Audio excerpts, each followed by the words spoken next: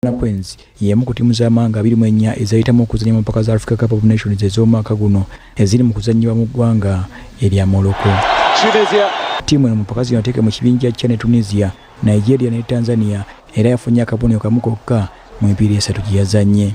Abudala Mubiru omumyuka w'omutenesi wa timu y'eggwanga ya Uganda Queens agamba ekimu ku kyaviiriddeko timu eno obutakola bulungi mu mpaka zino abazannyi abasinga tebalina bumanyirivu ku timu y'eggwanga ssaako n'okuzannya mu mpaka za AFCON. Nga Munnayuganda nza nandisabye nti abazanyi bangi abali ebweru Bannayuganda abali proven naye twandibadde tujja omuzannyi ebweru ng'alina quality gye tutalina.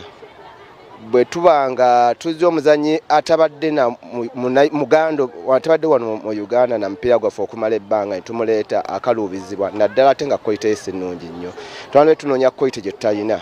Uganda Queens yakuba Tunisia goal 3 kwemu mpira gwayo gwasooka negwa Mali ne Tanzania goal emu kwemu ate nekubwa Nigeria mu mpira gwayo gwasembayo okuzannya.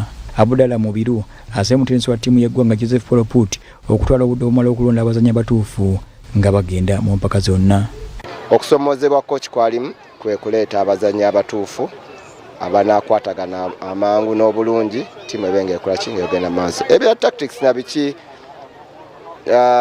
sijja kwange kyasinga obunene kinalabye ekisinza obunene ekyasinza okutukuba kyabadde kubanga timu tennabeera wamu tennakubeera wamu. Ate Enwe Kalungi eyaliko omuzannyi wa timu y'eggwanga agamba Uganda yabadde mu kibinja ky'amaanyi era yebazza abazannyi okugezaako.